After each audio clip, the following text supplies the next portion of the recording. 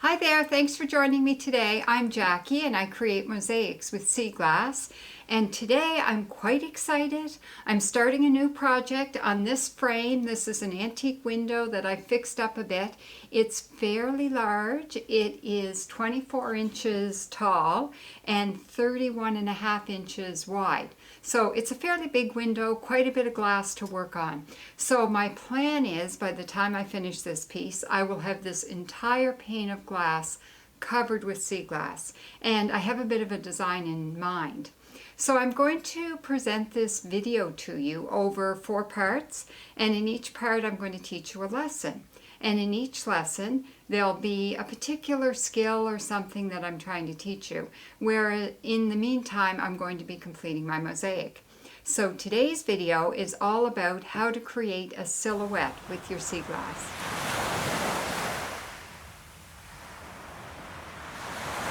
So if you've been following my YouTube channel, you've no doubt seen me do a number of silhouettes.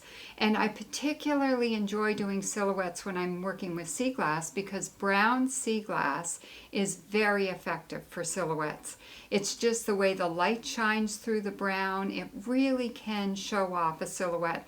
Plus, the other thing I really like about silhouettes is that it reminds me of being near the shore when the sun is setting. And when the sun's setting, if you ever take a picture at sunset, you'll often notice things that are in the foreground will often come out dark like a silhouette, and I just love that. So I'll often take pictures of things just to see the silhouettes.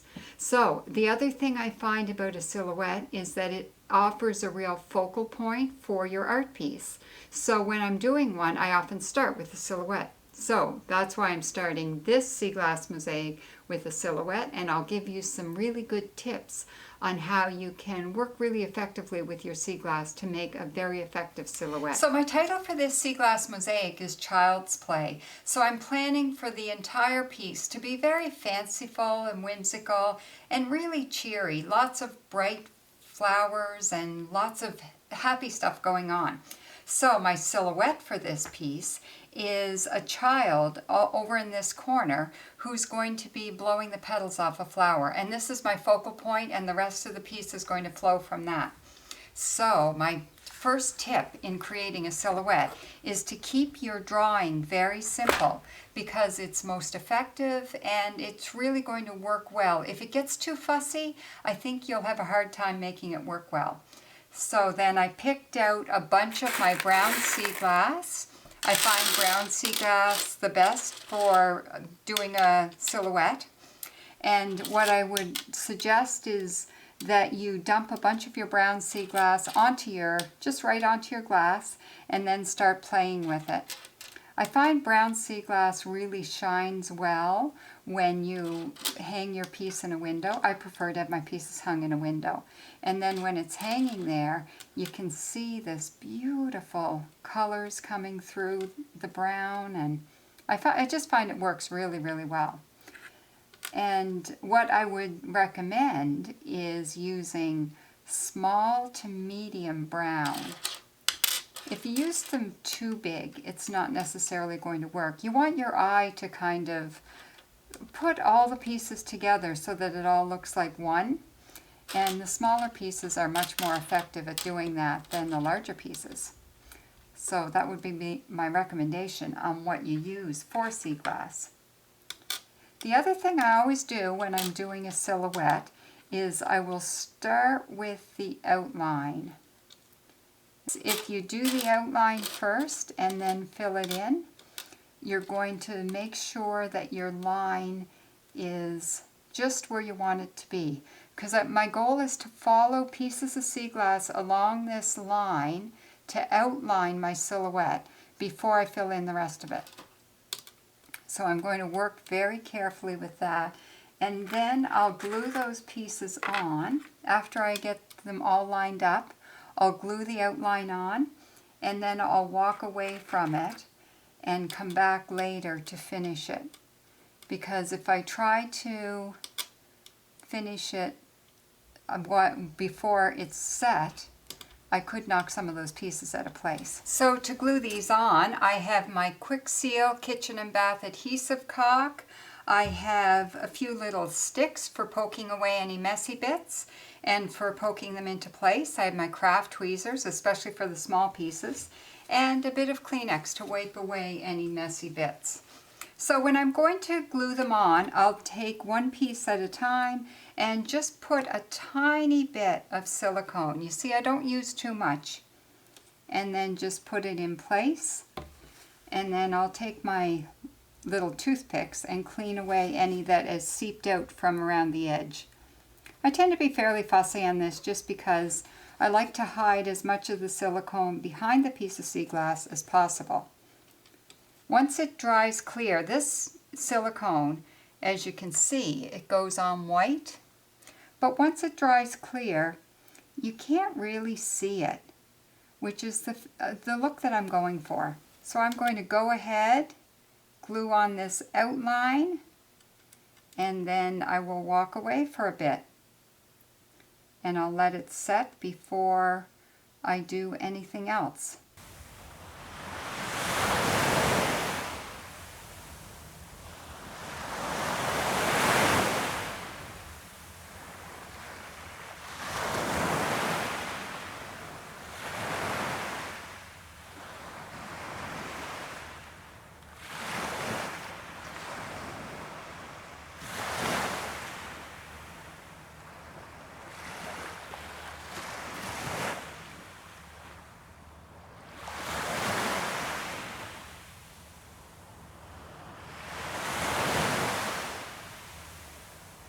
So I'm planning to have the child hold a flower here. So what I want to do is put the stem of the flower in their hand. So I plan to do that before I glue the pieces of the hand on. So I'm just taking a few tiny pieces of green here. I just grabbed some green off my green tray. And I'm going to put the bits of green in there before I glue all the brown pieces in place for the child's hand. The other thing you may have noticed as I was putting the brown pieces in place for the hand is that I could use different shapes of sea glass to look like fingers.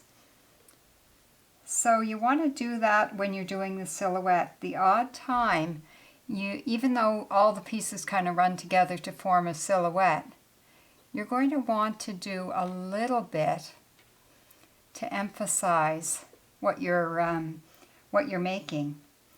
And in this case, it works quite well to use some of those brown pieces of sea glass to emphasize the fingers.